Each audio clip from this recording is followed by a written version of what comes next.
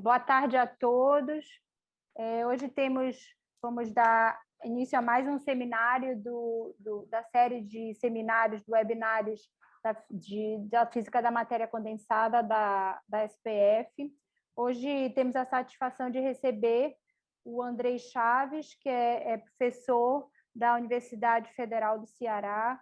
O Andrei fez graduação, mestrado e doutorado na Universidade do Ceará, com um doutorado sanduíche na Bélgica. Também trabalhou um tempo na Universidade de Colômbia, em Nova York, e atualmente é professor do Departamento de Física da Federal do Ceará. Obrigada, Andrei, por ter aceitado o nosso convite, tá? A audiência é sua. Eu que agradeço aí pelo convite, viu? Pela oportunidade de apresentar o trabalho. Bom, eu agradeço também a presença de todo mundo aí que já está assistindo. Então, já posso começar a apresentação? Pode sim, já está transmitindo ao vivo no YouTube. Tá bom. Bom, então a ideia aqui vai ser a gente conversar um pouco sobre esse modelo teórico para écitons de Moiré em heterobicamadas de dicalcogenetos de metais de transição. Então, eu vou explicar cada pedaço desse título aí ao longo do trabalho, né? Mas a ideia vai ser esses dicalcogenetos de metais de transição são uma classe de materiais bidimensionais, né? E aí a ideia é que quando você coloca dois materiais desse tipo fazendo uma heterobicamada, vai aparecer esse fenômeno que eu chamei aí de écitons de Moiré. Então, antes de começar, deixa eu falar um pouco aqui sobre o grupo, nosso grupo de pesquisa, que ele é o grupo chamado de Grupo de Teoria da Matéria Condensada, né? Esse grupo é composto por mais professores, não só eu, lá no Departamento de Física, né? Tem outros professores também aqui nesse trabalho. O Diego, principalmente, também trabalhou especificamente nesse projeto que eu vou apresentar aqui. O Ícaro Rodrigues Lavor, ele hoje é professor do Instituto Federal do Maranhão, mas ele também participou desse trabalho. Ele foi aluno de doutorado do departamento da gente. E o trabalho também foi feito em colaboração com esse grupo de teoria da matéria condensada, que é basicamente como o nosso grupo de teoria da matéria condensada também, mas na Universidade de Antuérpia, na Bélgica, e principalmente os professores Milorad Milosevic, François Peters e Lucian Kovács, eles participaram especificamente desse trabalho que eu vou apresentar aqui, tá certo? Bom, eu vou fazer um slide aqui só de introdução ao tema. Geralmente eu mostro isso aqui no começo das apresentações para situar as pessoas em que ponto a gente está nesse tema, né? Bom, em 2004, as pessoas começaram a ser capazes de mostraram experimentalmente que é possível você esfoliar camadas de carbono de um grafite, né? E essas camadas ficarem estáveis em poucas camadas, como um material bidimensional. E aí surgiu uma busca por mais materiais bidimensionais, né? Se dava certo você fazer isso com carbono, por que não com outros materiais que também têm estrutura lamelar, né? E a ideia do grafite é porque o grafite ele tem uma estrutura de camadas de carbono empilhadas fracamente ligadas, né? São ligadas por forças de Van der Waals, por isso que até chamam de sólidos de Van der Waals, esses aí, né? E aí isso permitiu que fosse possível você esfoliar uma camada de carbono e ele ficar estável.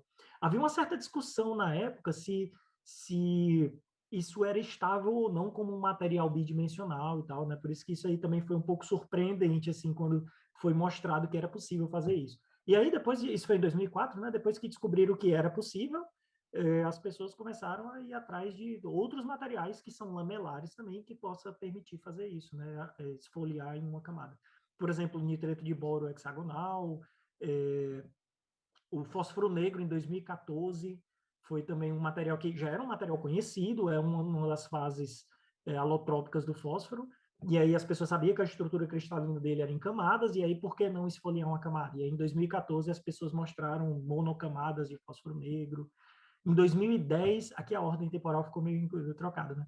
Em 2010, as pessoas começaram a mostrar também materiais desses de calcogenetos de metais de transição, bidimensionais também, Inclusive, isso foi até surpreendente também na época, porque esses materiais, eles não são bons a priori para ótica em fase book, porque o gap deles é indireto. É difícil eu dizer isso, que é ruim para ótica, porque o silício tem gap indireto também, né? Mas, assim, mas nesses materiais, você tinha gaps de energia indireta, o que deixa pior para você trabalhar com fotoluminescência, por exemplo, né? Mas foi mostrado nesse trabalho de 2010 que esses de calcogenetos de metais de transição, se você esfoliar até a monocamada, eh, você vai ter também um material de gap direto, certo? Então, isso chamou bastante atenção na época e tal.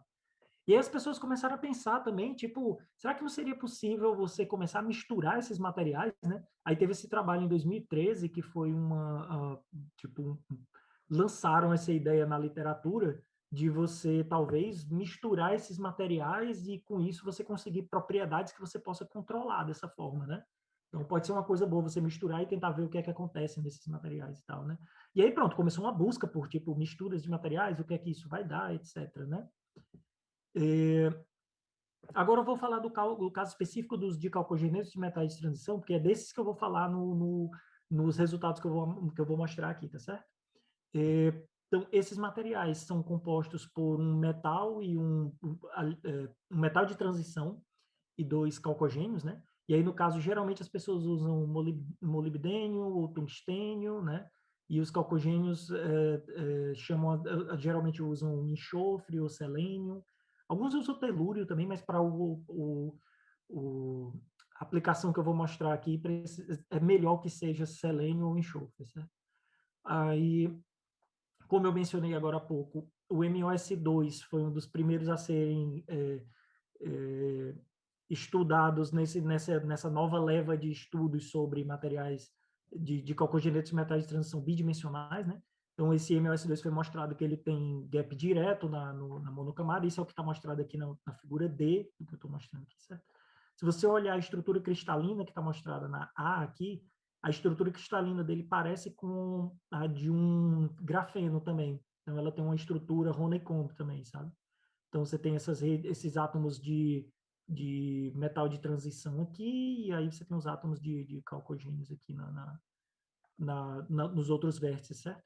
Aí, por causa disso, quando você olhar a zona de brilho desse material, vai ser muito parecida com a do grafeno. Vai ter pontos K e K', vai ter um ponto gama e o gap não está exatamente no gama, ele vai estar no ponto K. Se você tiver um sistema com muitas camadas, o gap é indireto, como está mostrado aqui. Se for uma camada só, o gap fica direto, porque essa energia que está aqui desse pico, desse mínimo satélite aqui, ele levanta, e aí você vai ter um gap aqui, certo?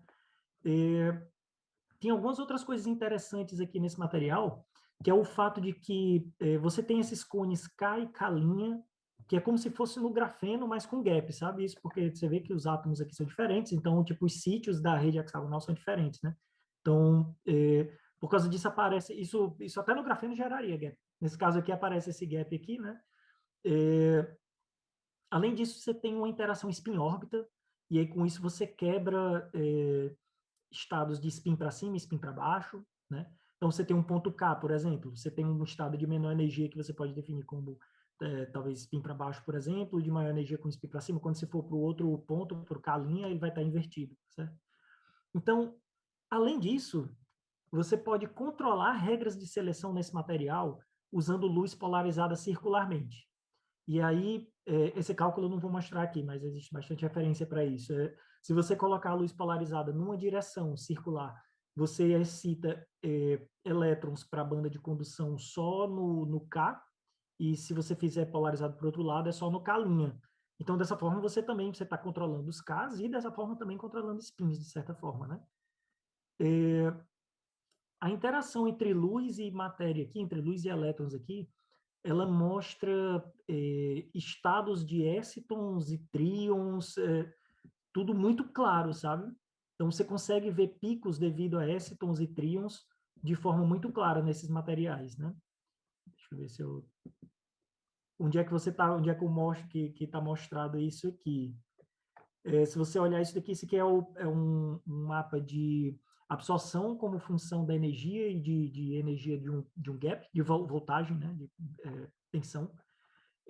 quando você, tipo, dopa ele positivamente ou negativamente, aparecem esses picos aqui, que seriam, tipo, excitons, que seriam pares elétron-buraco com uma carga extra, né?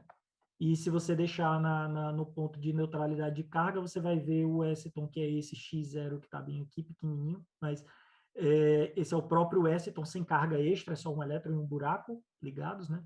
E, e você vê também um estado aqui que é um estado confinado também, certo? Um estado de defeito. Bom, que mais que eu posso falar aqui? Pronto, no momento que as pessoas começaram a ter a ideia de colocar materiais bidimensionais como esses TMDs ou qualquer outro material colocados um sobre o outro, começaram a pensar o seguinte: isso aqui, essa ideia aqui que eu vou mostrar, ela é muito parecida com o que se fazia antigamente para semicondutores 3,5 também, quando se pensava na ideia de heteroestruturas ou heterojunções. Aí você tinha um material que tem um gap menor e tem uma afinidade eletrônica menor, e você bota um outro material aqui com gap maior ou com afinidade eletrônica maior. E aí você tem um degrau para a energia de condução ou para a energia de valência, né?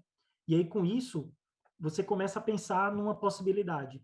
Quando você for jogar luz para ela ser absorvida, pela própria regra de Elliott para a absorção de luz, você vê que é necessário que elétrons e buracos estejam no mesmo material para eles serem excitados, né?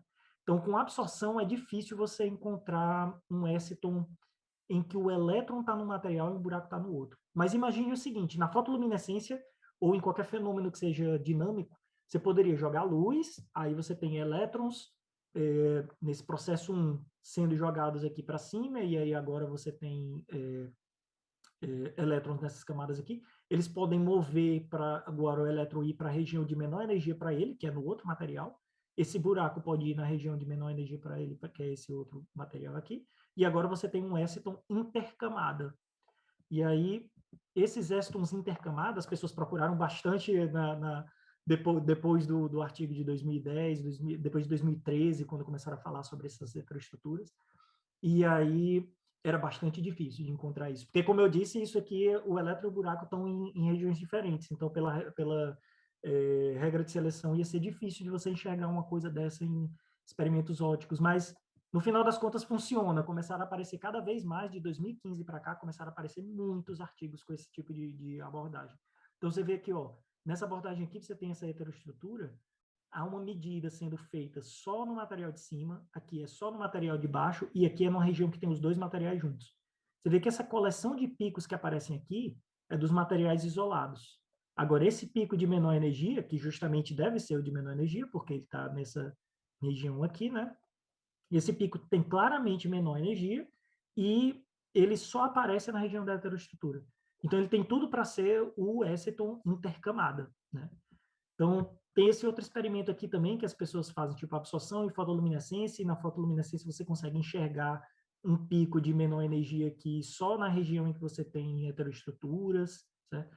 Então, e aí daqui para frente, vários artigos começaram a enxergar esse fenômeno. Qual é a graça desse fenômeno aí? É que, primeiro, se você tem elétrons e buracos que estão em materiais diferentes, como eu disse, eles são mais difíceis um pouco de recombinar, né? Então, eles têm um tempo de vida maior. E aí, coisas que requerem um tempo de vida maior do par elétron-buraco vão ser facilitadas por esse sistema, né? Então, por exemplo, condensação de Bose-Einstein. Você tem que dar um certo tempo para os excitons viverem lá. Os excitons são bósons, né? Você tem elétrons e buracos, quando você juntar os spins dele, cada um separadamente é um férmio, mas ele vai formar um bóson composto. Então, será que não seria possível fazer uma condensação de excitons, né? Aí, de fato, encontraram condensação de Aston, mas como não é o tema do trabalho aqui, eu não vou entrar em detalhes sobre isso, não, certo? Mas condensação de Bose-Einstein com Astons indiretos é possível já hoje de fazer, ou pelo menos existem umas evidências de que é possível que tenha sido atingido já. Células solares pode ser uma coisa boa também para isso aí, né? Porque, tipo, para uma célula solar é bom que o tempo de vida da separação elétron-buraco seja maior, né? Ou fotodetectores, você pode ter uma luz que vai excitar, tipo, o exciton lá, e aí Se ele tiver um tempo de vida longo, você pode coletar o elétron e o buraco separadamente e formar a corrente e tal, né? Agora, se o tempo de vida for muito curto, eles vão recombinar rápido. Então, pode ser uma coisa boa você ter esse tipo de situação para fotodetectores. Então, essa é a importância dos éstons intercamada em geral, certo? Aí, agora, vamos para um tema um pouquinho diferente. Quando você coloca dois materiais bidimensionais, um em cima do outro, aparece um fenômeno que é o que chamam aí de padrões de Moiré. Na verdade, esse nome padrão de Moiré é uma coisa mais geral, certo? Padrão de Moiré, se você tiver aí dois véus na sua casa, você pode pegar dois véus e colocar um em cima do outro, provavelmente eles não vão estar bem casadinhos, a rede de um véu e do outro, né? Se você olhar contra a luz, você vai ver que vai ter lugares na bicamada de véu que você colocou aí, lugares em que as linhas estão exatamente em cima da outra e por isso ele fica totalmente vazado. Você consegue ver a luz do outro lado perfeitamente. Mas vai ter lugares que onde numa camada tem um buraco, na camada de baixo tem uma linha. E aí, por causa disso, isso vai ficar manchado. Você vai olhar, tipo, quando você olhar, vai ter umas regiões mais sombreadas que outras, certo? Se você deixar ele bem periódicozinho, isso aí vai aparecer periodicamente lá, né? Então, eu espero que esteja dando para ver aqui nesse GIF que eu coloquei aqui. Você tem duas folhas de grafeno rodadas, e aí começa a aparecer essas manchas aqui, ó, que são essas mesmas, se você quiser verificar com um véu em casa, você consegue ver isso, certo? Essas manchas aqui vão aparecer periodicamente. E aí, isso aí não deveria fazer diferença nenhuma, né? Mas, como o material tem escala atômica, qualquer besteira dessa na escala atômica vai fazer diferença, né? Então, o que é que está acontecendo aí? Estão aparecendo regiões em que a simetria cristalina localmente não é igual à do resto do sistema. Tem uns bolinhos ali que estão mais escuros, por que eles estão mais escuros? Porque a simetria cristalina não é a mesma do resto, entendeu? Então, é isso que está acontecendo aí. Qual o problema? E daí que isso está acontecendo? O que acontece é que as pessoas começaram a ver que isso poderia gerar um certo confinamento dos elétrons no sistema nessas regiões em que a rede cristalina é diferente. Aí, se você tem confinamento, a priori você vai ter estados que antes deveriam ser uma banda, eles agora vão ser tipo estados localizados, eles poderiam ser só uma energia e não ter ser uma banda completamente reta, né? Se você tivesse uma banda completamente reta e você não tivesse nenhum tipo de hopping de um nível para o outro, aí isso não seria tão interessante ainda. Mas o negócio é que tem um hopping de um para o outro. Você tem um hopping infinito de um nível de uma região dessa para outra. Por causa disso, o que você tem aí é um supercristal, além do cristal atômico que você tem um supercristal feito pelas regiões diferentes ao longo do plano, entendeu? Esse supercristal tem uma superestrutura de bandas. Essa superestrutura de bandas é a que vão chamar de estrutura de bandas de Moiré, né? Porque ela vem do padrão de Moiré. E essa superestrutura de bandas tem as bandas muito, muito retas, muito horizontais, certo? E aí, bandas muito horizontais geram densidades de estados muito altas, e isso gera uma quantidade enorme de fenômenos físicos interessantes. Por exemplo, esse estado que chama de isolante de Mott, né? Esse estado que chama de isolante de Mott, a ideia é que você tem um sistema que não deveria ser isolante, mas pelo fato de você ter muito elétron lá e eles estarem correlacionados, um elétron atrapalha o outro na hora da condução, e isso, eu estou simplificando bastante o tema, certo? Mas a ideia é essa, é que elétrons se atrapalhem e isso gere um isolante num sistema que não deveria ser isolante, entendeu? Então, tipo, lembre que como é que vem essa história de isolante? Você calcula a estrutura de bandas do sistema e vê se ela tem um gap ou não, né? É mais ou menos essa a ideia, né? Mas aqui não, você calculou, o sistema é metálico. Mas aí você tem um sistema de muitos elétrons, aí ele fica isolante de novo. De onde é que vem isso, então? Vem dessa interação de elétron-elétron, né? E aí você vê que esse gráfico que eu estou mostrando aqui é basicamente isso. Você vai baixando aqui a temperatura, isso aqui é 1 sobre a temperatura. E em algum momento você tem uma queda gigante aqui da condutância, né? Então isso foi publicado, né? E aí, rapidamente as pessoas pensaram, bom, se tem esse monte de elétron correlacionado, por que eles não formam pares de Cooper, por exemplo? Que são a explicação para a supercondutividade, né? Então, eu acho que até talvez seja na mesma revista Nature, até, eles publicaram, ou se não foi numa edição uma depois, eles publicaram também a situação em que você tem esses dois grafenos rotacionados e eles geram supercondutividade. Aí você vê até que o mapa de supercondutividade, ele tem uma fase que é isolante de Mott, tem uma fase que é metálica, tem uma fase supercondutora. E o mais legal é que isso aqui gerou uma fase supercondutora que tem um formato de domo. E daí, por que que isso é legal? Porque a temperatura é bem baixinha, né? Então, qual é a graça disso aqui? A graça disso aqui é porque esse tipo de domo que está aparecendo aqui é muito parecido com o tipo de domo que aparece na, no diagrama de fases de supercondutores, tipo supercondutores de alta temperatura, ou pinictetos, pinictídeos, né? Eles também apresentam isso, sabe? E aí pode ser que isso dê uma dica para a gente de como vai ser, como seria a explicação para a supercondutividade desses materiais. Pode dar alguma dica sobre a física que está por trás desse surgimento disso. Mas isso é um tema, não é exatamente o tema da minha palestra aqui, não. Então, uma coisa só para vocês saberem o que é que tem acontecido nessa história aí. Mas depois disso, as pessoas começaram a ficar muito interessadas sobre padrões de Moiré, o efeito de padrões de Moiré em semicondutores bidimensionais, etc., né? E aí, então, ó, começou a surgir uns trabalhos aqui, esse trabalho já é de 2020. Eu vou dizer qual é o problema nisso aqui. Quando você vai rotacionar duas camadas que estão uma em cima da outra, de TMDs, certo? Aparece átomo demais na célula unitária. Esse bloco aqui que eu estou colocando aqui, que é um losango, ele é o padrão de Moiré exato para um sistema em que o ângulo é 3,48. Se o ângulo for outro, talvez isso aqui fique muito maior, entendeu? Então, esse artigo aqui só conseguiu fazer essa conta porque eles acharam um ângulo em que o número de átomos é gigante, mas ainda assim dá para fazer, entendeu? Então, eles querem fazer um cálculo ab initio da estrutura de bandas, né? Qual é a ideia aqui? Se eu simplesmente botar só esse bloquinho aqui e repetir ele infinitamente e calcular a estrutura de bandas, eu encontro a estrutura de bandas do WS2 sobre MOS2. É isso, né? Mas se eu rotacionar eles, não é só assim que eles vão ficar. Eles vão ficar com várias regiões com empilhamentos diferentes, entendeu? E aí, qual é a estrutura de bandas que vem disso?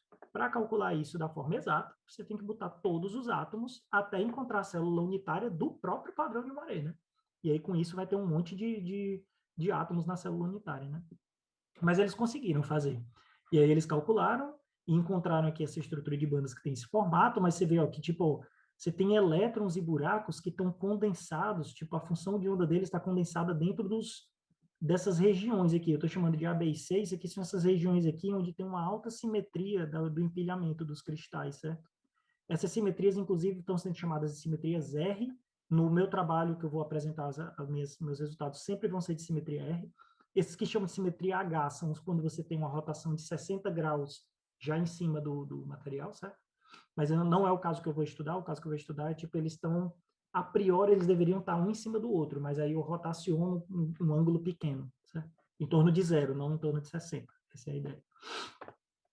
E aí, com isso, você tem aqui esses elétrons que estão geralmente nessa região B, então eles estariam geralmente nessa região aqui, e os buracos estão mais na região C, né? Então eles estão mais nessa região cristalina aqui. E aí, pronto. E daí? Qual foi agora sim, tem um problema, né? Tipo, isso aí é átomo demais para fazer, né? Então, qual é a ideia que a gente tem, então, para fazer aqui? Se eu sei que elétrons na rede cristalina, segundo passo, você vai calcular a estrutura de bandas no cristal infinito com aquela simetria. Você pega, por exemplo, bota isso aqui com uma célula unitária, bota ela infinita, calcula a estrutura de bandas. Bota esse daqui com uma célula unitária, bota ela infinita, calcula a estrutura de bandas. Pronto. Se você for fazendo isso, quem tem mais energia, quem tem menos energia? Aí você mapeia no plano, se o A é a região de menor energia, bote uma energia mais baixa para cá. Se o B for de maior energia, bote uma energia mais baixa. Aí você vai mapeando no plano onde estão essas energias. Na prática, o que é que eu estou fazendo aqui? É a mesma coisa que as pessoas faziam antigamente, tipo há 10 anos atrás, se você quisesse fazer uma super rede de semicondutores 3,5, por exemplo, e você tivesse em cada ponto, você tem uma matriz inteira aqui de arseneto de galho, mas aí aqui nessas regiões aqui você botou bolinhas de arseneto de índio. O que é que você vai fazer? Você vai dizer que aqui é um cristal e no resto é outro cristal. Arseneto de índio é um cristal, arseneto de galho é outro cristal. E por causa disso, energias no arseneto de índio são diferentes, massas podem ser diferentes. Aqui eu não estou nem dizendo que a massa é diferente, eu poderia ter feito isso, mas o que eu estou fazendo aqui é um análogo do que se fazia antigamente, só que ao invés de dizer que são cristais diferentes, eles não são cristais realmente diferentes, porque os átomos continuam os mesmos. O que eu estou dizendo aqui é só que as simetrias cristalinas diferentes podem ser interpretadas como se localmente eu tivesse outro cristal diferente ali, entendeu? Que teria uma energia diferente, uma banda de condução mais baixa ou mais alta. Então é isso que eu estou fazendo aqui. Com isso, eu crio uma super rede no plano. E aí, com essa super rede no plano, para um elétron, no modelo de massa efetiva, você tem uma super rede, é só você calcular a estrutura de bandas dessa super rede. Então, essa aqui é a ideia, certo? Aqui, esses insets que eu coloquei aqui, por exemplo, eles são as energias calculadas para a região A, B e C, tá vendo as cores diferentes aqui, tá? E aí, aqui, essas linhas são interpolações entre elas, certo? E aí, com isso, você constrói esse mapa de cores, que é um mapa de potencial aqui para cada região dessa daí, né? Aí, lembra que eu falei a história do campo elétrico? Ó, esse aqui, ó, se eu colocar um campo elétrico zero, quando eu olhar o A e o B, as energias deles, isso daqui já é a energia do Eston intercamada, certo? Então, eu já calculei cada região, já calculei um Eston naquela região, e estou dizendo que isso aqui já é a energia do Eston intercamada, certo? Então, essa energia vai ser mais baixa no A, um pouquinho mais alta no B, e vai ser um máximo de energia no C, inclusive, certo? E aí, com isso, eu vou ter uma rede Honeycomb dos próprios écitons intercamada. Então, o centro de massa do éciton intercamada não pode mais ser, ele não tem mais simetria translacional, certo? Ele vai ter só regiões específicas do espaço em que ele vai preferir estar. Se eu tiver um campo elétrico, eu consigo empurrar isso aqui para cima mais do que eu empurro esse verde. E aí, com isso, eu consigo fazer eles dois ficarem iguais. Se eu botar um campo elétrico maior ainda, eu empurro esse aqui mais ainda e inverto as regiões. Então, o que antes tinha menor energia para o éciton intercamada no A, se eu botar um campo elétrico muito alto, a menor energia fica no B, certo? Não vai acertar nunca o C, porque o C é um máximo, certo? Então, não vai ser conveniente você fazer isso. Mas, resumindo, então, o que é que eu estou fazendo aqui? Eu acabei de mostrar aqui, eu tenho uma rede Honeycomb para um éciton. Então, aí agora basta associar aqui esse centro de cada região do A aqui, né? Você pega o gap correspondente a cada região dessa e faz esse mapa do jeito que eu fiz aqui. Então, esse passo 3 é o que eu já acabei de explicar, certo? É você pegar esses gaps e no caso, o gap que eu estou falando aqui, na verdade, é o gap óptico, já tem esse tom já calculado, certo?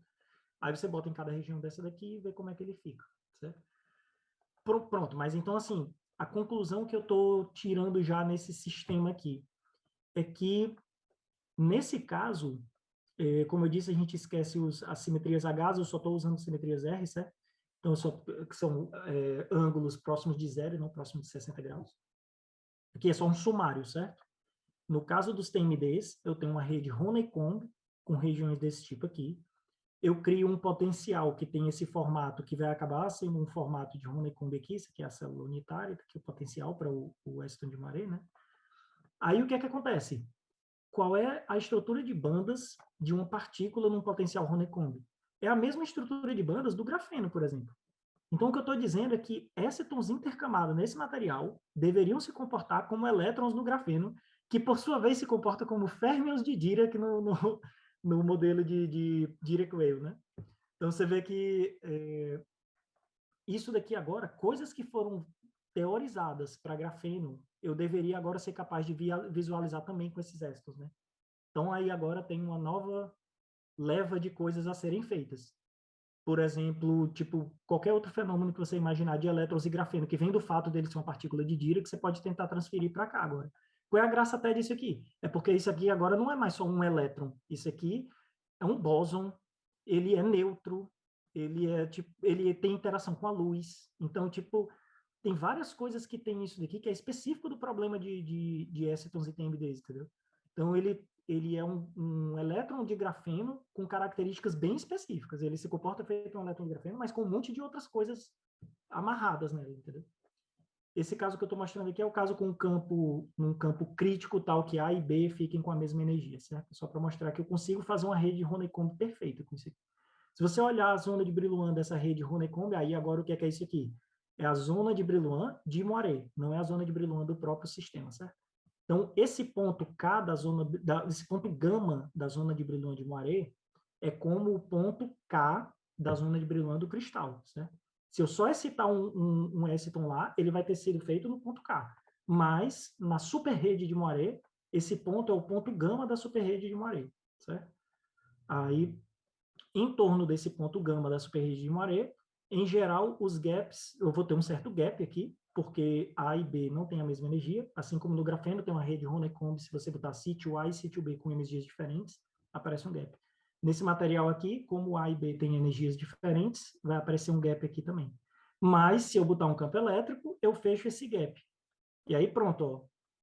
O que é essa estrutura de bandas que eu estou mostrando aqui? Eu estou mostrando que excitons de moiré são férmions de Dirac sem massa. É bem confuso até, né? Porque, tipo, elétrons e buracos são férmions. Quando eles se juntam no éciton, eles formam bósons. Mas esse bóson está numa rede Honeycomb simétrica, com os sítios A e B simétricos. Então, ele agora se comporta como um férmion sem massa. Essa aqui é a ideia aí. Mas só quando o campo é desse jeito, né? Se o campo for, se você acertar o campo certo para isso, né? Bom, então vamos aqui discutir um pouco mais sobre as bandas dos écitos de Morel. Vou dar mais detalhes de como foi que eu fiz esse cálculo, certo?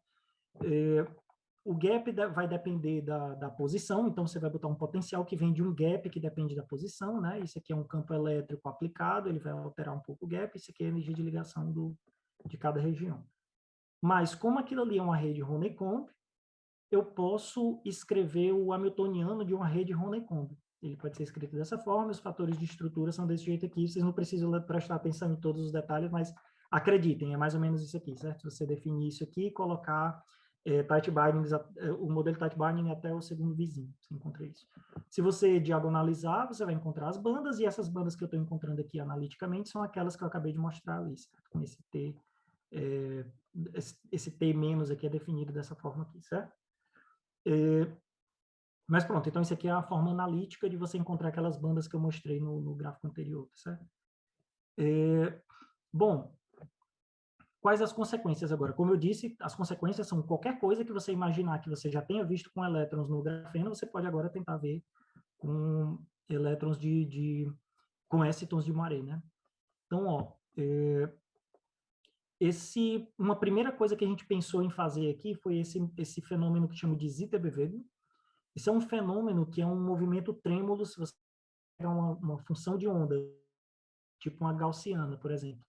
Pelo fato de a gaussiana ter uma distribuição de energia, e essa distribuição de energia envolver energias positivas e negativas, vai aparecer um fenômeno de interferência interna dentro dessa onda, e ela vai apresentar uma mudança no formato e uma oscilação do centro de massa. E isso é uma oscilação do centro de massa, tipo, do nada. Tipo, não tem força, não tem nada, mas o centro de massa dela está variando, certo? Aí, isso foi previsto em 1930 pelo Schrödinger, e aí passou muitos anos sem ninguém conseguir ver isso, porque você precisava de um férmion de Dirac sem massa para poder você conseguir enxergar isso e fazer uma função de onda disso. Não é uma coisa tão fácil de fazer. Mas aí, recentemente, em 2010, né, as pessoas fizeram um experimento que é um simulador de equação de Dirac, usando átomos frios. E aí, com esse sistema de átomos frios, as pessoas conseguiram simular equações de Dirac em formatos, com parâmetros diferentes, e aí daqui, esses são os resultados dessas oscilações. Os símbolos são as oscilações vistas no experimento, usando os próprios átomos frios lá e tal, e as linhas são as previsões teóricas, usando a ideia da época ainda em que isso foi calculado as primeiras vezes, né? Tipo, valor médio de x, isso aqui é valor médio de x como função do tempo. O valor médio de x seria tipo o valor médio do centro de massa do pacote de onda, né? Então, foi construído um pacote de onda gaussiano no experimento com esses átomos frios e foi feito a evolução temporal dele. E aí foi mostrado que existe essa oscilação, né? É um fenômeno puramente quântico. E aí, no nosso caso, a gente quis ver, então, como seria a oscilação no éciton de Moiré, já que ele também é um férmion de Dirac, né? No caso, você pode reescrever esse hamiltoniano nesse formato que eu escrevi aí, que é um alfa escalar sigma, onde sigma é uma matriz de Pauli, certo?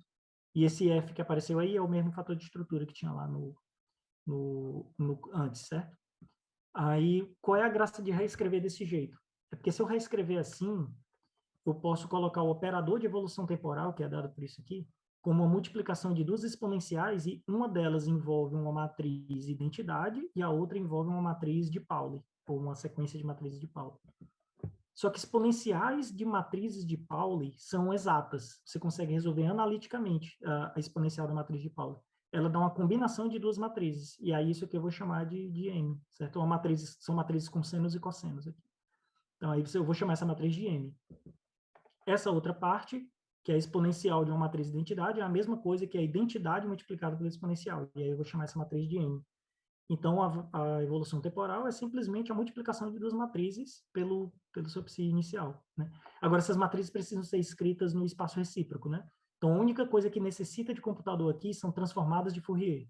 Você inicia com um pacote de onda, que no nosso caso é um pacote de onda gaussiano, você inicia com ele desse jeito, faz a transformada de Fourier, multiplica essas matrizes e vê como é que ele fica depois. Mas a solução é analítica e sai muito rápido isso aqui, certo? Nesse pacote de onda, eu estou colocando aqui uns pseudo-espinores, tá vendo aqui que tem um C1, C2, né? Aí, se você lembrar da analogia com grafeno, o que é que significa você botar 1, 0, 0, 1, 1, 1? O que é que isso significa? Significa a distribuição dos écitons, da distribuição de probabilidade, de densidade de probabilidade, de encontrar os écitons na rede A ou B daquela rede Honeycomb que eu estava desenhando. Ou seja, seriam regiões A ou B, né? Então, na prática, isso aqui poderia ser controlado a partir de regras de seleção. Porque se você olhar aquelas regiões que eu coloquei lá, que eu calculei separadamente, elas têm regras de seleções diferentes. Se você fizer uma polarização em uma certa direção, você só excita écitons na rede A da rede Honeycomb. Se você botar outra polarização, você vai excitar só na rede B. E aí, com isso, você consegue construir um pacote do tipo 1, 0 ou 0, 1, entendeu? Se não, eu fiz cálculos aqui também, a gente fez cálculos com 1, 1, ou seja, você jogou uma luz que excitou écitons em todo canto, então está tanto no A como no B, e a gente fez uma também de 1i, mas, assim, qualitativamente, as coisas do 1, 1 para 1i não muda muita coisa, eu vou mostrar aqui o que, é que a gente encontra com isso, certo? Essa 1, 0, eu focaria mais nesse aqui, porque eu acho que seria talvez o mais fácil de fazer no experimento. Essa 1, 0 por causa da regra de seleção que eu falei, né? Quando você olhar o valor médio de x, vai ter uma oscilação, que seria esse ZDBV, mais minúscula, tá vendo? 0,4 angstrom. Provavelmente ninguém conseguiria detectar um negócio desse. E, além disso, a escala de tempo aqui é de fração de pico-segundo, né? Aí, e isso aumenta um pouco se você aumentar a largura do pacote de onda. Na verdade, ele diminui com a largura do pacote de onda, né? Então, é até pior se você fizer isso. Então, esse daqui é o caso em que você não tem campo elétrico. E aí era de se esperar que não tivesse muitos ITBV, porque o gap é tão grande que isso não é exatamente mais como um fermo de Dirac sem massa. Ele tem massa, porque tem um gap lá. Entendeu? Agora, se você aumentar o epsilon e encontrar o campo elétrico, e encontrar o campo elétrico que fecha o gap, aí você vai ver uma oscilação, que aí já não passa a ser mais uma oscilação, na verdade é um deslocamento, mas ele vem do mesmo fenômeno, certo? Um deslocamento de cerca de 60 angstroms, aí sim, isso é detectável. Ele vai se deslocar 60 angstroms 2 picosegundos depois, se o pacote tiver uma largura de uns 500 angstroms. Então, o que é que eu estou dizendo com isso aqui? Eu estou prevendo que se você fizer um pacote de onda de Aston que cubra vários mínimos daqueles do padrão de Moiré, o centro do pacote de onda, depois de 2 picosegundos, vai andar 60 graus para ou 60 angstroms para um lado. Certo? A coordenada Y também tem uma variação, tá vendo?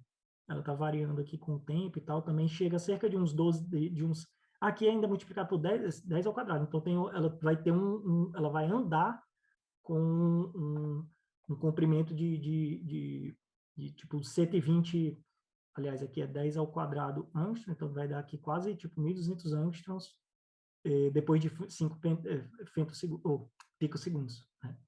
Então, você vai ter um aumento bem grande da posição do valor médio do Y. Certo? Se você olhar o formato do pacote de onda, então, visualmente, isso daí já seria possível de você enxergar, certo? Quando você colocar... tem uma coisa aqui, um detalhe a mais aqui no gráfico anterior. Esse daqui que eu falei que ele anda é se você conseguir popular como 1, e não como 1, 0, certo? Se você popular como 1, 0, ele vai se deslocar e vai ficar deslocado. Esse daqui que ele anda é com 1, certo? Então, você tem que popular as duas subredes ao mesmo tempo. E isso não está muito claro, pelo menos para mim, como é que dá para fazer isso experimentalmente, certo? Eu não tenho muita certeza se isso é verificável. Mas nesse outro aqui, por exemplo, se você criar um pacote de onda e você tem a situação 1, 0, você cria esse pacote de onda, ele, depois de um tempo, que é do 1 para o 2 aqui, ele não vai mudar muito, mas se você colocar um campo elétrico, e aí você fecha o gap, aí ele agora muda bastante o formato. Né? Então, essa mudança de formato seria uma forma de detectar o ZTV Vegan também. Então, agora seria uma detecção exata de uma partícula que, de fato, se comporta feito uma partícula de Dirac. Isso aqui é até meio retroalimentado, né? Tipo, você vai medir e vai ser bom porque você vai medir o efeito de ZTB Vegan, que é muito difícil de ser medido. E, ao mesmo tempo, pelo fato de você ter medido isso aqui como ZTB Vegan, isso é uma prova de que esses modelos de Dirac para acetons de Moiré funcionam. Entendeu? Então, só está acontecendo porque esse aceton está sendo tratado como uma partícula de Moiré, ou uma partícula de Dirac. Né? Então, essa é a ideia. Então, aqui também é para mostrar a altura desse pico, desse deslocamento, realmente ela é maior se você zerar o gap. Se você não zerar o gap, aí essa altura fica muito pequena e você não conseguiria ver no experimento. Então, você tem que acertar o campo elétrico que gera um gap igual a zero, e aí você vai ter um Aston de Moiré sem massa. Certo? Bom, sem massa, sim, é tipo como uma partícula de Dirac sem massa, né? Bom, aí agora, segundo trabalho sobre esse assunto, certo? Só para deixar claro aqui, esse trabalho ele foi o que foi publicado recentemente e tal, né? Junto com o pessoal do CMT da Bélgica e com o Ícaro, que é aluno de doutorado, e o Diego, que é professor do nosso departamento também, certo? Bom, agora um segundo trabalho, esse está submetido, mas não publicado ainda, certo? É esse efeito de contornos de grão. Eu imagino que eu não sei como é que as pessoas têm chamado, é o que chamam de grain boundary nos artigos, né? Não sei se nas teses as pessoas costumam traduzir isso, mas eu imagino que esteja ok, né? Usar esse termo. Então, contorno de grão seria você ter uma região, isso aqui é mais ou menos inevitável quando você tem CVD, pelo que eu escuto falar, eu não sou experimentalista, mas eu escuto falar que se você crescer cristais jogando vapor do material em cima de uma superfície, eles vão nuclear em regiões diferentes, e aí você vai ter um cristal muito bom aqui e um cristal muito bom aqui, certo? Mas eles vão estar em direções diferentes.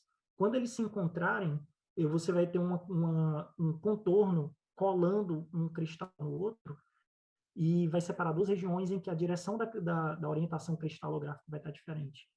E aí é isso que eu estou tentando aproveitar. Já que isso aqui existe, então será que não tem uma coisa legal que eu possa ver a partir disso? Né?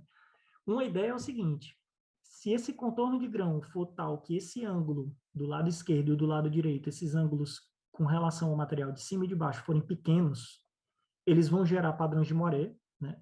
Então, e aí, isso aqui eu estou assumindo tipo coisas do tipo 3 graus por aí, certo? Se eu puder fazer se eu tiver um contorno de grão que um lado é 3 graus e o outro lado é menos 3 graus, aí uma coisa bem interessante vai acontecer. Porque os padrões de Moiré que estão aqui vão estar invertidos com relação aos padrões de Moiré que vão estar do outro lado, certo? E aí, como eu disse, naturalmente esses padrões de Moiré têm mínimos para a subrede A e B da rede Honeycomb, os mínimos são diferentes. Só que agora que eu inverti de um lado para o outro, esses mínimos vão estar invertidos também. E daí? E daí que esses mínimos estão associados com uma coisa que chama de pseudo-spin, né? Então, o caráter do pseudo-spin da banda de baixo e de cima do Aston de Moiré, de um lado, vai ser diferente do caráter de pseudo-spin da banda de Moiré do outro lado, certo? Então, houve uma inversão do pseudo-spin de um lado para o outro. Isso aqui é o análogo do que se vê, por exemplo, na inversão de spin na criação do isolante topológico, por exemplo, né? Então, aqui no meio, tem que ter uma linha em que é como se fosse uma conexão disso aqui para cá e desse aqui para cá, entendeu? E aí, nessa conexão, tem que haver um aceton confinado, a priori, certo? Então, essa que foi a ideia desse trabalho. E aí, como é que eu fiz isso? Fiz um hamiltoniano como do anterior, certo? Então, tem um hamiltoniano do modelo tight binding para esse sistema. Aí os fatores de estrutura são esses, mas o que é que mudou agora? É porque VA e VB vão estar associados especificamente ao gap, eu estou interessado no gap mesmo, entre aquelas duas energias do Weston de Moiré, certo? Tipo aquele gap que se você zerar o Weston de Moiré vira uma partícula de Dirac sem massa, certo? Então o que eu não quero que ele zere. Então pronto, eu boto esse delta aqui, e se eu botar campos elétricos, eu vou alterar esse delta de algum jeito. Aí, o que é que vai mudar? nesse daqui eu tenho uma solução aproximada que me indica que isso que eu acabei de falar é verdade, certo? Porque, ó, se eu pegar o ponto gama daquela estrutura de bandas, eu consigo expandir os fatores de estrutura e encontrar essa matriz. Diagonalizo essa matriz, encontro as funções de onda. Essa função de onda cresce exponencialmente em x e é uma onda plana em y. Y agora é a direção do grain boundary, certo? Do contorno de grão. E aqui, do lado esquerdo, eu boto um exponencial crescente. Do lado direito, eu tenho uma solução igual a essa aqui, que é um exponencial decrescente. Será que eu não consigo achar uma condição de contorno de continuidade? Aí eu consigo. Eu consigo casar uma função com a outra no meio. E aí vai existir um estado de energia que aceita essa condição de contorno. E esse um estado de energia vai ser, então, o estado que está confinado. Se você olhar a função de onda dele, são dois decaimentos exponenciais, né? E a energia dela está embaixo do gap, inclusive. Se eu estou dizendo que o gap é delta, a energia vai ficar no meio do delta. Isso aqui é uma solução analítica para esse problema que eu acabei de mostrar. Agora, essa solução analítica ela só vale se você puder dizer que o gap que eu estou colocando é menor que os parâmetros de Hopin nesse sistema. E esses parâmetros de Hopin do sistema são muito pequenos. Então, a priori, se você simplesmente botar o sistema lá e resolver com tight binding, e aí agora eu pego o sistema e faço isso aqui e tento resolver analiticamente, a resposta vai dar errado. Porque essa resposta analítica aqui, ela já pressupõe que os gaps são menores do que os parâmetros de Hopin, certo? Então, para eu usar essa solução analítica, eu preciso fazer umas coisinhas ainda aqui. Já já eu falo sobre isso, certo? Mas ok, aqui é a estrutura de bandas como eu tinha falado antes, né? Se você bota... Ah, tem mais um detalhe. A estrutura de bandas para spin para cima e spin para baixo é diferente. Isso vai ser importante daqui a pouco. Mas ok, do lado esquerdo você tem esse potencial que eu já tinha mostrado antes, né? Você tem A e B como mínimos. Do lado direito, B e A invertem. Por causa disso, você tem o pseudo-spin virado, né? De um lado para o outro. E decorem aí que no ponto gama existe uma degenerescência entre estados de spin up e spin down a priori, certo? Porém, e aí vamos novamente para aquela coisa que eu falei, tipo tight binding vale ou não como uma função, como uma solução, aquela solução analítica que eu mostrei, vale ou não, né? Esse aqui é o caso em que você não botou o contorno de grão, certo? Então, ó, a banda amarela, que é a do spin para baixo, e a banda verde, que é a do spin para cima, estão totalmente superpostas, você nem consegue ver a diferença entre elas. Mas se eu fizer um modelo tight binding, não é o caso, o cálculo analítico, certo? Faço o modelo tight binding, calculo qual a estrutura de bandas com a variação de pseudo-spin, que no caso é com o grain boundary. Aí aparecem esses estados aqui no meio. Se eu aumentar um campo elétrico externo, o gap vai ficando cada vez menor, né? E aí eu vou ficando com uma solução cada vez mais parecida com essa aqui. Essa daqui é que eu estou buscando, certo? Qual é a graça dessa solução? É que eu tenho um estado de energia que vem da energia de cima para a energia de baixo com uma derivada totalmente negativa e ela é com spin para cima, só com spin para cima. Então, o que é que eu estou dizendo aqui? Que excitons de Moiré que forem excitados por luz aqui, estiverem nesse grain boundary, se o spin deles estiver para cima, ele só pode andar para baixo. Ele só pode andar para a direção que está saindo do quadro, certo? Já os de spin para baixo, quando eu fizer um Eston de Moiré jogando luz lá e nessa grain boundary aqui, ele só pode ter velocidade positiva, porque a derivada que tem aqui só tem um sinal possível. Né? Esse gráfico que está colocado aqui é a função de onda que eu estou encontrando para eles. E aí eu estou colocando os soluções para delta igual a 4 mV e delta igual a 22 mV. Isso aqui seria tipo o gap, né? Então, esse primeiro aqui é esse gap grande que eu falei. E esse outro aqui, 4, é o gap pequeno, certo? Quando eu fizer esse caso do gap pequeno, eu encontro essas linhas, e essas linhas são, de fato, aquela solução analítica que eu acabei de mostrar, porque agora o gap é pequeno, certo? Como o gap é pequeno, eu consigo fazer aquela solução analítica. Aí, a velocidade de propagação, se você fizer essa derivada aqui, é 50 nanômetros por pico segundo.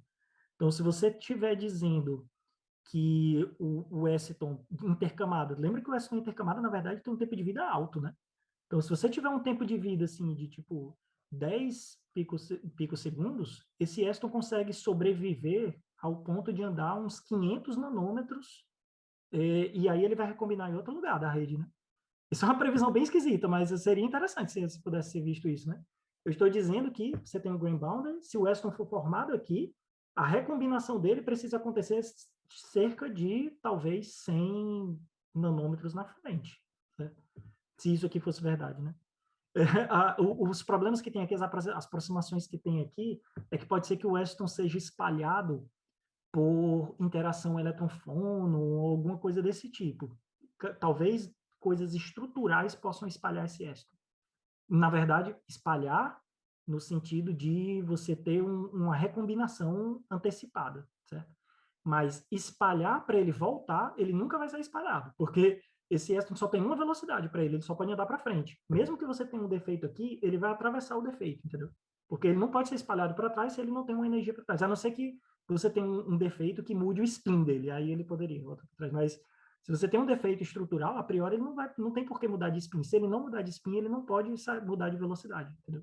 Então, a priori aqui ele só tem uma velocidade possível, ele só vai para frente. Então, ele não seria espalhado nunca, a não ser que ele seja espalhado e recombine antes disso aqui acontecer. Essa que é a aproximação do problema, certo? Pronto, esse resultado que eu estou mostrando aqui, as linhas são as soluções analíticas e os símbolos são as soluções numéricas, com o método Type-Particle. Você vê que eles são meio parecidos mesmo, né? E o lado esquerdo e o lado direito são resultados com campos elétricos diferentes. Aí, aqui o que foi que eu fiz? Eu fiz um campo elétrico que inverte aqueles... o lado esquerdo e o lado direito, os gaps vão ficar invertidos. E aí, por isso, ó, nessa região aqui, nessa aplicação de campo elétrico aqui, quem tem energia, quem tem velocidade positiva é o spin. Agora eu não lembro quem foi que eu botei, qual cor é qual. Aqui eu não anotei, né? Deixa eu ver. Pronto. O spin para baixo é o amarelo, né? Pronto. Então, quem tem velocidade positiva aqui é o spin para baixo. E nesse daqui, quem tem velocidade positiva é o spin para cima. Então, agora eu tenho uma espécie de switch de spins para esses Astons, né? Então, se der tudo certo, que você tem você não tenha uma recombinação antecipada por causa de algum tipo de interação com o sistema, com defeitos no meio do contorno de grão e tal, né? Com certeza, se essa recombinação não acontecer, se o Aston estiver lá, ele com certeza atravessa uma linha muito grande e não é refletido para trás nunca, porque ele só tem uma velocidade. E, além disso, ele é spin polarizado. E, além disso, eu posso aplicar um campo elétrico e inverter o spin da polarização, né? Essa aqui é a conclusão daí. Então, a ideia é essa, então, né? Você tem direção de propagação e spin são controláveis por um campo externo, né? Então, as conclusões aqui, ó. O que eu queria mostrar era que você tem essa bicamada de semicondutores, quando você coloca essa bicamada e tem um pouquinho de ângulo entre eles, às vezes até com ângulo zero você tem esse problema. Se você tiver redes cristalinas um pouco diferentes, você já vê esse padrão de Morel. Por causa disso, você cria regiões em que localmente o cristal é diferente, né? Cálculos ab initio com um sistema desse são muito pesados, porque você precisa de uma célula unitária gigante com muitos átomos. E aí, qual foi a solução que eu sugeri? Você fazer um modelo aproximado em que você constrói um perfil de potencial a partir dos gaps locais em cada região dessa daí, né?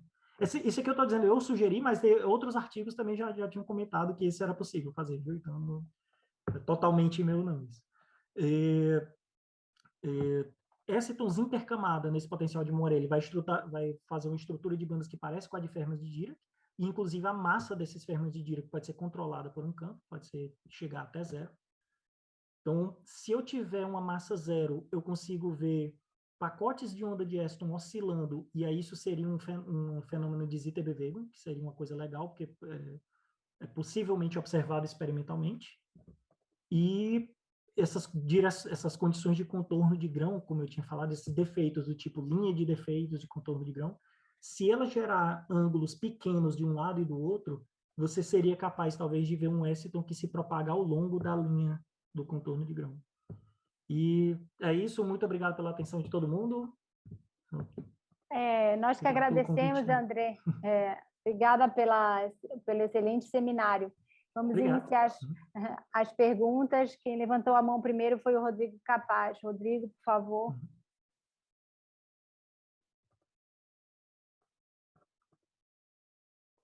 Acho que... Opa, desculpa, estava mudo aqui. É. Bom, obrigado, Andrei, pelo seminário, excelente seminário. Obrigado. Eu tenho uma pergunta que eu perdi um pouco da informação sobre as magnitudes das variações de energia que você tem no seu potencial. Eu queria saber qualquer variação de energia é suficiente para localizar os extons naquela região? Essa é a primeira pergunta que eu tenho. Mais ou menos. Aqui, realmente, eu não coloquei as magnitudes aqui, mas são bem pequenas. Essas magnitudes, você vê que tá tudo sem escala do lado esquerdo, né? Eu estou colocando energia como uma coisa genérica. Mas só para te dar uma noção, então, as alturas aqui de energia são coisas, se você quiser pegar para uma partícula só, as variações são em poucas dezenas de mileelectronvolts, e para o Weston em si, a variação é cerca de 100 mileelectronvolts, alguma coisa assim, certo? Mas, assim, não é garantido que você, num sistema bidimensional, isso seria uma coisa para se verificar, mas no sistema unidimensional é garantido que qualquer potencial confina, né?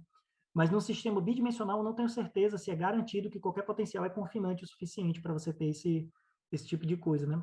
Poderia ter só uma modulação do potencial, mas você não tem um estado confinado de verdade.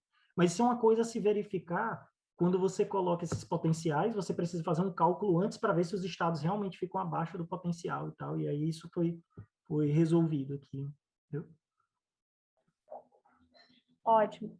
Obrigada, Andrei, pela resposta. Antes de eu passar a palavra ao Fábio, temos uma pergunta pelo YouTube do Alexandre Dias.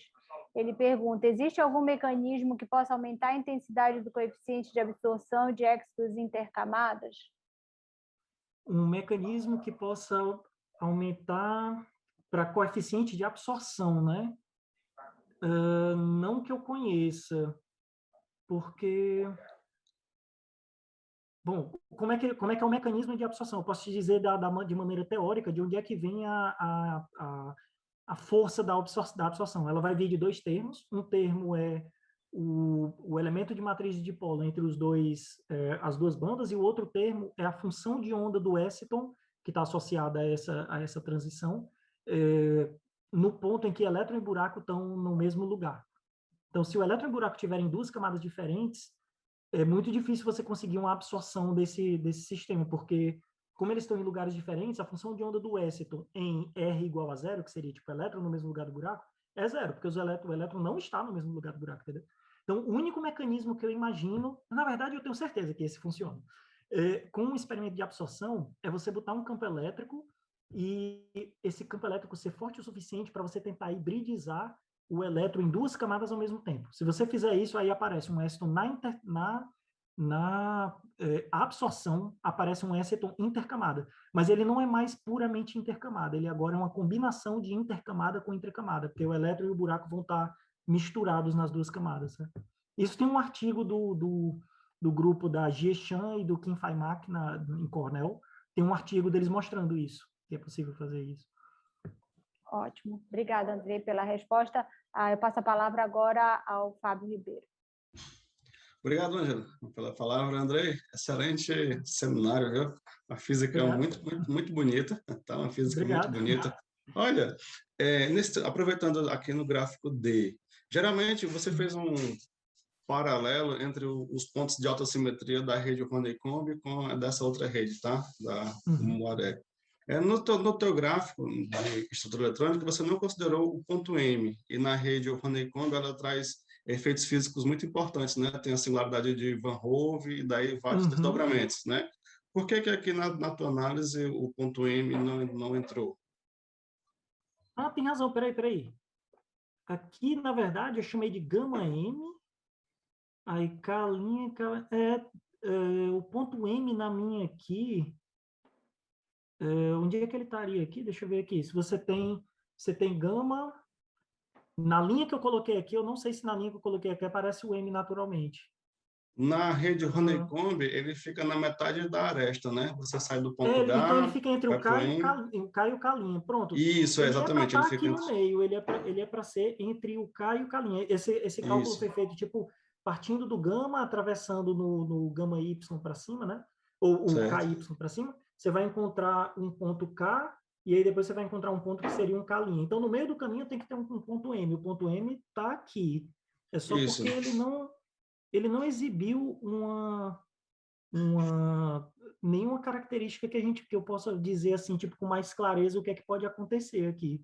Tá, então você Mas não pode vai ser... ter uma singularidade de Van Hoff. Não no ponto M, aparentemente não, né? Porque na rede Honeycomb é uma característica importante, inclusive você tem efeitos de supercondutividade, não convencional. Tá? Então foi uma curiosidade que eu fiquei com essa tua análise. Eu posso dar uma olhada, porque você vê que esse caso aqui dos tracejados, teoricamente, é para ser muito parecido com o Honeycomb comum, sabe? Então, é uma coisa a se pensar aqui, por que que não... A Você perdeu singularidade de Van Hoff. essa informação não está aqui, né? Eu posso dar uma olhada nos cálculos, viu? Para ver Pronto, por que não seria aparece. uma. Tá, a outra, tem algumas várias, a física aí está muito bonita, viu? A outra é esse efeito do campo elétrico, tá? Induzindo esse fechamento linear do gap. Quando você fez essa mímica, tá? Com os férmions de Dirac, porque na rede Honeycomb, naturalmente, esse mapeamento, tá? Da descrição efetiva dos elétrons com sua velocidade de Fermi para férmions de Dirac, você encontra como uma consequência da simetria da rede, tá? Exatamente. Fazendo a expansão lá em torno dos pontos K da relação de dispersão. No seu caso, você precisa do campo elétrico, certo? Pelo que eu entendi, ele é fundamental para você ter isso. Ele é fundamental. Aí eu fiquei mais curioso ainda quando você mostrou o campo elétrico mexendo na polarização do spin. Geralmente, nesse tipo de efeito, você tem o efeito magneto-elétrico, tá? Que tem uma origem topológica, você tem um termo θ, tá? Para promover esse intercâmbio aí de campo elétrico mexendo com o spin. Ao longo da tua apresentação, eu só ouvi você mencionando sobre isolantes topológicos, mas não nesse efeito magneto-elétrico, né? E nessa descrição de eletrodinâmica, geralmente a gente tem aquele formato da eletrodinâmica que o Franz Wixel propôs, né? Você tem o termo θ e um produto interno lá do campo elétrico com o campo magnético, né? Nesse caso, é contemplado esse tipo de contexto aí nas tuas análises? Pois é, não, ele surge por outro motivo. Mas é engraçado porque como isso está acontecendo, fica dando a impressão de que isso poderia ser visto como, poderia ser interpretado será que eu não poderia, tipo, conectar um efeito desse ao que eu estou enxergando aqui, né? Mas assim, mas com certeza o contrário não, assim, tipo, não é por isso que está surgindo isso, sabe? O que eu tô mostrando não vem disso, sabe? Ele vem do fato de que ele vem de uma mistura bem grande de fenômenos aí. É o fato de que quando você olha... Então, como é que você pode, desculpa, como é que você pode excluir esse tipo esse termo θ e esse argumento topológico para o campo elétrico interagir com o spin? Esse já é na verdade, uma boa pergunta, porque tipo, como eu não coloquei, eu não sei realmente quanto de efeito faria, sabe? Tipo, se o efeito disso aí seria forte o suficiente para talvez alterar o resultado que eu encontrei. Isso é uma coisa além que eu tenho que colocar no cálculo, entendeu? Então, realmente eu não tinha pensado nisso. É uma possibilidade mesmo eu tentar colocar esse efeito no cálculo e ver se isso muda. Tá, porque até onde eu conheço, a maneira do campo elétrico interagir com o spin é via mecanismo topológico, tá? Tem que ter alguma coisa para intermediar isso. Então, na tua fenomenologia, como é que fenomenologicamente você entende o campo elétrico interagindo com o spin e fechando o gap desse jeito? Pois é justamente porque o fenômeno que acontece aqui, ele não é exatamente o campo elétrico alterando o comportamento do spin, entendeu? A alteração do comportamento do spin vem de uma forma indireta. Então, ela vem do seguinte, tipo, você coloca esse campo elétrico, de onde é que vem o efeito do campo elétrico aqui? É o fato de que esse campo, ele leva a alterações dessa energia da rede Honeycomb, e essas alterações elas são diferentes para os sítios A e B da rede Honeycomb, que aqui são chamados de... tá certo, A e B mesmo. Então, os sítios A e B aqui da rede Honeycomb, eles vão se alterar de forma diferente quando você colocar um campo elétrico. Se eu acertar um campo elétrico ε0, por exemplo, que é um valor com um valor específico aqui, A e B ficam com a mesma energia. Aí, quando você calcular essa estrutura de bandas, ela fica um férmio de Dirac sem massa. Ela vira... Esse cone fica fechado. Mas você vê que isso não é uma coisa que é tipo o campo elétrico afetando realmente elétrons e tal, não sei o que, não. Isso aí é altamente indireto. Você vê que eu estou fazendo esse campo elétrico aqui alterar as energias locais dos écitons, e por causa disso, o próximo passo é o éciton se comportar como se ele tivesse numa rede Honeycomb que é simétrica entre A e B. E aí, por isso, o gap dele tem que ser 0, e por isso ele vai parecer uma partícula de Dirac sem massa. E aí, pronto. Isso para esse caso que eu acabei de mostrar. Mas para o caso dos spins lá, o que acontece é que quando você resolve aquele problema e você seleciona um dos spins, aí esse spin tem velocidade positiva, por exemplo, e se você resolver o mesmo problema para o spin oposto, ele vai ter velocidade negativa. Mas isso tudo tem a ver com quem são as energias dos sítios A e B. Se você colocar um campo elétrico muito alto e inverter essas energias, quem antes era spin para baixo e spin para cima vai mudar, as velocidades vão mudar. Entendeu? E aí isso vai fazer com que o éciton que tinha spin para cima vá para um lado e para o outro, e quando você colocar o campo elétrico, ele inverta. Mas não é o campo elétrico que está invertendo o próprio éciton, o próprio spin ou a direção do spin. O campo elétrico está alterando o comportamento das partículas no cristal, e esse novo comportamento leva a esse outro fenômeno. Então, é fortemente indireto isso aí. Massa, bastante entendi. indireto. Ótimo. Tá bom. Por enquanto é isso. Muito obrigado, viu, pelas respostas. Obrigada, obrigada, Fábio, pelas perguntas. Obrigada, Andrei. Agora eu passo a palavra ao Denis Cândido. Olá, Andrei. Muito obrigado pela palestra, muito boa, muito clara. Obrigado. Bastante. Eu tenho uma pergunta, na verdade, em relação à última parte da sua palestra, quando você mostra aquele éxton com energia de dispersão indo da banda de valência para a banda de condução. Isso daí relembra muito os edge states, né, que aparecem devido a transições de fases topológicas. Eu queria saber se você chegou a fazer alguma conexão com desse estado, dessa solução que você está obtendo, que vive no meio do gap, que conecta a banda de condução com valência, com estados, como invariantes topológicos, por exemplo. Na verdade, foi daí que veio a inspiração, na verdade. Quando eu vi que, tipo, esse sistema poderia ter isso aí, eu já conhecia esse tipo de fenômeno de trabalhos em que você tinha edge states e tal, invariantes topológicos, etc. Eu já conhecia esse tipo de abordagem. Aí foi daí que me deu a ideia de, tipo, botar um passo na frente e fazer esse cálculo, entendeu? Então, por exemplo, eu já tinha visto uma coisa parecida com essa, e até a gente já publiquei com outros professores lá do departamento e tudo, uns trabalhos em elétrons em grafeno, que no caso seria uma bicamada de grafeno, e aí você bota um campo elétrico do lado esquerdo para cima e do lado direito você bota um campo elétrico para baixo. Aí essa linha do meio vai ter um estado, ele é um estado topologicamente protegido, e a origem dele é muito parecido com a origem dos edge states que você está falando. E aí esses foram os primeiros trabalhos que a gente fez nessa área, foi desse jeito. Aí depois a gente fez um que era monocamada de grafeno, e aí você tinha um termo que vinha do substrato, do lado esquerdo e do lado direito, eram diferentes. E aí, com isso, você também tem um estado topológico desse. Então, o que eu fiz nesse artigo aqui foi só um passo a mais, tipo, trocando as ideias que já se conhecia sobre edge states e confinamento topológico em grafeno, etc., mas agora para o ambiente de écitons de maré. Então, o trabalho basicamente é isso mesmo. Então, você tem razão. Resumindo, você tem razão. Isso daí é a mesma física desses edge states. Legal, ótimo. Muito obrigado. Ótimo. Muito obrigada a você.